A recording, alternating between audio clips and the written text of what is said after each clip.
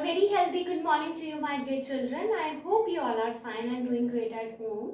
So today I made a video on the topic of writing a letter or an application. That how should we write a letter or an application? But first of all, before explaining that, I want to tell you that what's the reason behind that. Why do we need to write a letter or an application? The reason is that at some point of time when we are far from our home, we need to write a letter to our relatives, to our father, mother or our relatives. ठीक है? And in some cases, as in a case of school or college, when we need to grant a leave, when we need to ask a permission from a principal, we also there have to write a letter or an application to her or him. ठीक है? But there are some rules that we need to follow before writing it. And the rules is that first of all you must be clear about what's the difference of application or a letter. And the difference is कि application is a formal letter. What's an application? Application is a formal letter for applying leave, job और any professional request. मतलब हम application कहाँ पे लिखते हैं और कहाँ पे यूज करते हैं? हम वहां पर एप्लीकेशन लिखते हैं when we need to seek a leave. जब हमें लीव चाहिए, छुट्टी चाहिए, तब हम एप्लीकेशन लिखते हैं. When we need to apply for a job, then also हम एप्लीकेशन लिखते हैं. और एनी प्रोफेशनल रिक्वेस्ट, अगर किसी से हमें कोई प्रोफेशनल रिक्वेस्ट करना है प्रोफेशनली, तब भी हम एप्लीकेशन लिखते हैं. ठीक है? And when do we write a letter? We write a letter in that case where we need to communicate with the other person और टू अनदर पर्सन. ठीक है? And that letter could be formal और informal. Now what's formal और informal? Informal is that letter which we write to our relatives, मतलब which we write to our close relation. ठीक है? Letter हम तब लिखते हैं, इनफॉर्मली तब लिखते हैं जब हमें अपने किसी रिलेटिव को लिखना हो. जैसे रिलेटिव में, किसी रिलेशन में हमारे फादर, मदर, हमारे younger sister, Elder brother, whatever कोई भी रिलेशन आता है, तब हम इनफॉर्मली जो लेटर लिखते हैं उसे इनफॉर्मल लेटर कहते हैं. लेकिन हम फॉर्मल लेटर तब लिखते हैं जब हमें किसी से फॉर्मली बात करनी हो, विच मीन्स कि that the other person which we are writing, to whom we are writing a letter is not in our relation. तब हम लेटर लिखते हैं और वो लिखते हैं फॉर्मल वे में. ठीक है? अब फॉर एन एग्जाम्पल कि जैसे you need to write a application to the principal asking for leave to go out of station. Now you are studying in a school and you have to take a permission from your principal that you need to go somewhere out of station and you wanted to take some leave. ठीक है? तो what we need to do in that case first of all? Now application है, ये application है. किस लिए application है? क्योंकि हम क्या करना चाहते हैं? हम रिक्वेस्ट करना चाहते हैं. किससे रिक्वेस्ट करना चाहते हैं? प्रिंसिपल से रिक्वेस्ट करना चाहते हैं कि हमें आउट ऑफ स्टेशन जाना है तो हमें छुट्टी दे दो. ठीक है?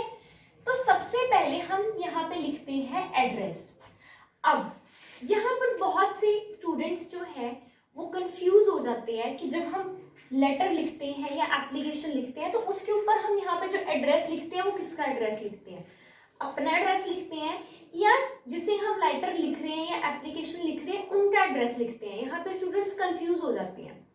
So that confusion I will clear कि जैसे मान लो यहाँ पर हमने एड्रेस लिखा model town house number 102 Pathankot. ये जो हम एड्रेस लिख रहे हैं ये हम लिख रहे हैं द राइटर्स एड्रेस.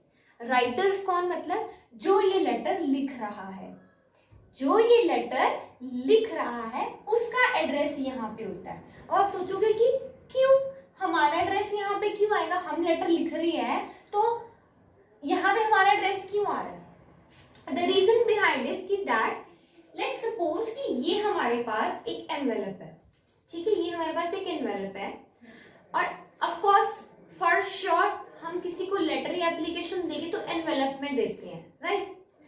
अब ये एनवेलप है, अब इस एनवेलप पे जब हमें इसको मान लो पोस्ट करना है, मान लो इन दैट केस में कि लेटर अगर हम कोई लेटर लिख रहे हैं और वो लेटर हम अपने घर से दूर है, हम किसी रिलेटिव को वो लेटर लिख रहे हैं, तो उस लेटर को जब पोस्ट करेंगे, ठीक है, मैं अभी प्रिंसिपल के केस की बात नहीं कर रही हूँ, स्कूल केस की बात नहीं कर रही हूँ, मैं वैसे बात कर रही हूँ। अगर मान लो आपको लेटर लिखना है अपने किसी रिलेटिव को, और वो रिलेटिव जो है जहाँ पे आप रह रहे हो उस जगह से बहुत दूर है, तो आप एनवेलप लोगे, उसमें आप क्या करोगे, अपनी लेटर लिख के उसमें डाल दोगे।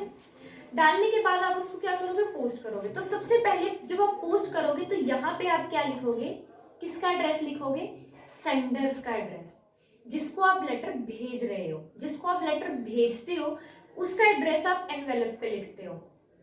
Got it. उसके अंदर अब आपकी आती है लेटर, ठीक है, आपकी लेटर आई, ठीक है। अब मान लो आपने वो लेटर मुझे लिखी, मेरे को लिखी, और वो लेटर मुझ तक पहुंच गई। मैंने देखा कि यहाँ पे मेरा एड्रेस है, मेरे एड्रेस पे ये लेटर आ गई है। उसके बाद मैंने ये लेटर खोली, लेटर खोलने के बाद व्हेन आई ओपनड इट, ठीक है, तो डेफिनेटली आई सी इट कि किसने मुझे ये लेटर लिखी है। तो उसमें सबसे पहले अगर आपने ये एड्रेस लिखा होगा, मतलब राइटर्स एड्रेस, अगर आपने अपना एड्रेस लिखा होगा तो मुझे पता लग जाएगा कि ये लेटर जो है मुझे इस जगह से आई है। तो यहाँ से मुझे आपका एड्रेस पता लग जाएगा पता कि कौन से सिटी, कौन से टाउन से आई है, कौन से जगह से, एक हाउस एड्रेस जो है, रेजिडेंशियल एड्रेस क्या है, मुझे यहाँ पर पता लग जाएगा। इसीलिए हम यहाँ पर क्या लिखते हैं, सबसे पहले जो है वो हम राइटर का एड्रेस लिखते हैं, ठीक है। ये तो हो गया लेटर के केस में। अब अगर आपने प्रिंसिपल को, अपने स्कूल के या कॉलेज के प्रिंसिपल को आपने लेटर लिखना है तो उसमें भी आप अपना क्या लिखोगे, एड्रेस लिखोगे। क्यों लिखोगे, क्योंकि वहां पे जब प्रिंसिपल आपका जब लेटर देखेंगे या एप्लीकेशन देखेंगे तो वहां पे वो आपका एड्रेस देख लेंगे। क्योंकि स्कूल में जरूरी तो नहीं है ना कि आप ही एक इकलौते बच्चे हो एक ही नाम के, और भी तो कितने स्टूडेंट्स होते हैं जिनके सेम नेम होते हैं, तो वहां पे कंफ्यूजन क्रिएट हो जाता है, ठीक है। तो वो ना हो और प्रोफेशनली भी ये चीज क्लियर रहे, तो हम यहाँ पे अपना जो है एड्रेस लिखते हैं, ठीक है। आई होप अब आपको ये चीज क्लियर हो गई होगी कि यहाँ पे हम किसका एड्रेस लिखते हैं, सेंडर्स का या राइटर्स का। तो राइटर्स का एड्रेस लिखते हैं जो लेटर लिख रहा है, ठीक है। उसके बाद व्हाट वी डू इज कि हम एक लाइन छोड़ते हैं, ठीक है, we leave a line and वहां पर हम लिखते हैं डेट। अब बच्चों को यहाँ पे ये भी कंफ्यूजन है कि डेट कौन सी लिखनी है, ठीक है। डेट बच्चा आपने वही लिखनी है जिस टाइम पर, जिस at a point of time पर you are writing a letter और एन एप्लीकेशन। वेदर जैसे आज मैंने ये एप्लीकेशन लिखी तो मैंने आज की ही डेट डाली है, अक्टूबर 8, 2020। अब सम स्टूडेंट्स क्या करते हैं कि जैसे मान लो 2019 था पहले, अब 20 के बाद 21 आएगा, तो बच्चे क्या करते हैं, सीधे ऐसे लिख देते हैं अक्टूबर 8, 21। This is a wrong day, ये रॉन्ग डे है। आपको पूरा का पूरा ईयर जो है वो लिखना होता है, ठीक है। अब कुछ बच्चे क्या करते हैं, अक्टूबर लिखने के बाद कॉमा डाल के फिर 8, 2021 या 2020 कर देंगे, वो भी गलत है। आपने पहले मंथ लिखना है, देन डेट लिखनी है, देन ईयर लिखना, और वो भी फुल ईयर लिखना है, ठीक है। ये आपका हो गया डेट। फिर उसके बाद आप क्या करोगे, उसके बाद फिर से आपने यहाँ पे लाइन लीव करी, यहाँ पे आपने लाइन छोड़ के आपने डेट लिखी। डेट लिखने के बाद फिर से यू लीव अ लाइन, आप फिर से लाइन लीव करेंगे। उसके बाद आप लिखेंगे द प्रिंसिपल। अब सम ऑफ यू और मेनी ऑफ यू चिल्ड्रन और students, what you do is कि you write to the principal. No, you don't need to write to the principal. आपको टू द प्रिंसिपल लिखने की जरूरत है ही नहीं, क्योंकि ऑलरेडी ही आप ये लेटर द प्रिंसिपल को लिख रहे हो। तो टू द प्रिंसिपल नहीं, you only write is the principal, and now after that you write down the name of your school, ठीक है। then the place where your school is situated, कि जहां पे आपका स्कूल है, ठीक है। उसके बाद then फिर से you leave a line, आप फिर से एक लाइन छोड़ोगे, then you'll write down dear madam if the of your school. Is a madam a female? Then you write down madam, and if sir, so then you will write down sir. Now, why do we write this? This is the way of greeting them. कि in a letter or in an application you are greeting them. आप उन्हें greet कर रहे हो, आप उनको wish कर रहे हो, तो आप वहाँ पे dear madam लिखोगे या dear sir लिखोगे, ठीक है. और instead of this you can write respected madam or respected sir also. It depends upon you, your choice. Then after that what you do is कि उसके बाद हम अपना body लिखते हैं. Body means कि the format, the thing which you want to share, which you want to ask, ठीक है, from them or from her or him. तो यहाँ पे आप body लिखोगे कि सारा material लिखोगे कि क्यों आपको आउट ऑफ स्टेशन जाना है, what's the reason behind that, you wanted to take a leave, तो उस सब के बारे में यू विल राइट हियर. तो इसे हम बॉडी कहते हैं, ठीक है. After writing this what you do is you will again leave a line, then you will write down yours obediently. तब आप क्या लिखोगे, योर्स ओबीडेंटली. ओबीडेंटली मतलब आज्ञाकारी, ऑफ कोर्स. तो आप क्या लिखोगे कि आप एज अ स्टूडेंट ये चीज लिख रहे हो एप्लीकेशन में, तो आप लिखोगे योर्स ओबीडेंटली.